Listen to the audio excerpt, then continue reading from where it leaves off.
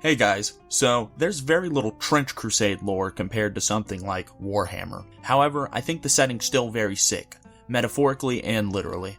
I'm looking at you, Black Grail. So in today's video, I'm going to do my best to break down the Trench Pilgrims, based on what we've all been given in the lore primer and playtest rules. I'll also be going over some interesting units that you can field at the moment, along with my personal interpretation of them. Just want to put a disclaimer that this is all subject to change as the official rules have yet to be released. However, I have the suspicion that this info should remain pretty accurate. Before we get to the lore though, I just want to go ahead and thank everyone who's watched or subscribed to my content so far. To be honest, I was not expecting to have as many views as I do. I figured maybe 1 or 2 people may take a look, so it really warms my chaos-loving heart to see so many of you fine folks getting some value from my videos. So my deepest thank yous. Alright, with that out of the way, let's get into it. So, in 1914, literal hell is on Earth. You know this and I know this. Shit has been getting wrecked for like 800 years or so. The organized church is doing everything in its power to fight the heretical forces and their demon overlords. The official church is structured like an actual military branch, something comparable to the United States Army. The church even has something similar to a general or a president called the Duke of New Antioch. He's considered the supreme commander of all the faithful forces. To be a part of the church and to serve under the Duke is to be the closest thing to a modern day soldier in Trench Crusade. Alright, are you still with me? Now imagine Rorschach. Yeah, from Watchmen, yep, that's the guy. That's a Trench Pilgrim. Homeless, dirty, always carrying that sign that says the end is nigh, and for some reason is able to kick serious ass. These guys make up disorganized warbands that they call processions, roaming around like heretic gang stalkers. But they'll tell you they don't go looking for trouble. Trouble just so happens to find them. They follow a war prophet or prophetess in the battle. These guys and gals are priests that happen to also wield deadly weapons, aka any real-world preacher that lives below the Mason-Dixon line. You'd think that the unified church would have an issue with these God-worshipping lunatics, but hey, put yourself in their position. You'd say fuck it too if you saw enemy troops walking around without a head, singing about how much they love the devil.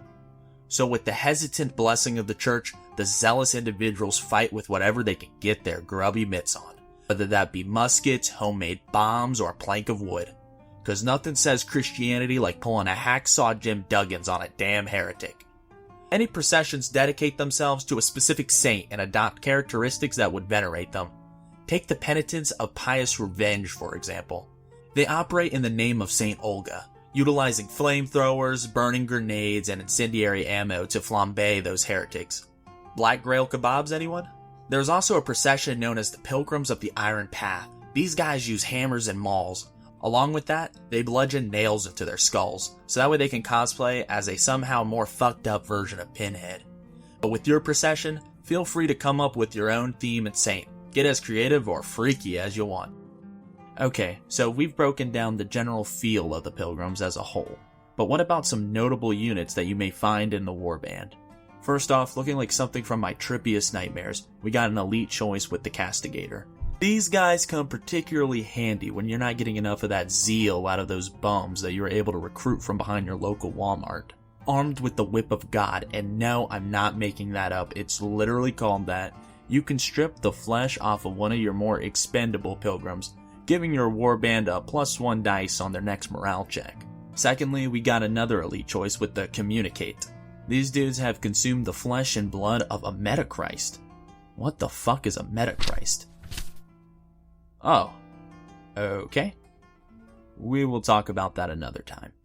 Anyway, imbued with divine essence, they grow larger and stronger. Wounds they receive are miraculously healed, acting as bodyguards or line breakers for your warband. These guys are pretty nifty.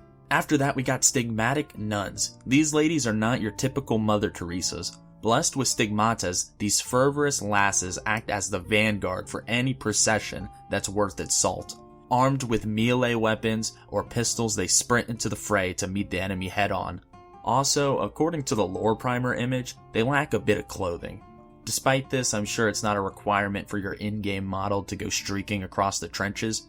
However, with all the messed up shit that's already in the game, I'm sure a few naked nuns are the least of the blasphemies. Next are the ecclesiastical prisoners. These fellows are strapped with an explosive device and told to dash towards the enemy. How did they wind up getting this awesome duty? Either they're a captured heretic given the chance to redeem their soul, or a willing sinner that hopes to wipe away their transgressions against the Lord. To be honest, there's not much to these guys. Their goal is to maybe survive, and if not, take as many enemies down with them as possible. Very cool. Finally, we got the big boys, the large and in charge shrine anchorites. These dudes are going to be like your centerpiece model for your warband. Standing between 12 to 15 feet tall of pure heavenly power, these guys are sure to tower against anyone dumb enough to stand in their way. Within these mechs are monks who are in constant torment. Why are they in torment? Well, I forgot to mention earlier, the insides of these mighty battlesuits are lined with barbs and spikes, constantly torturing their pilots. These suits are kinda like if Evangelion were to be crossed with the Passion of the Christ. They do this to show devotion, to suffer as their Lord once did. Once placed inside, they never exit until they die in battle, or rarely old age. The Shrine Anchorite wields a massive Catherine wheel and a mace to destroy the enemy forces. A practice of the pilgrims is to volunteer oneself to be broken on the wheel of the final battle to show the Lord their dedication, as well as offer spiritual protection to the anchorite. The church heavily frowns on this practice, but the pilgrims simply don't give a fuck. So, do you love the idea of playing a disorganized, chaotic mess of an army, where your soldiers can barely even call themselves warriors due to their lack of experience? Are you down with getting your hands dirty with the blood of some bastard heretics in the name of the Lord? Can you get past the fact that your troops won't stop trying to offer themselves up in some unnecessary sacrifice just so they can make the enemy succumb 1% quicker? Then the processions of Trench Pilgrims may be the warband for you. Thank you for watching. If you liked the video, be sure to leave a like. If you really loved it, then perhaps throw a subscription my way. It all means a lot to me, and it shows me that you're getting value from this video. If you have any suggestions on future content, be sure to sound off in the comments to let me know. I'm always looking to improve the quality. I appreciate you taking the time to listen to me today, and I look forward to talking to you again real soon.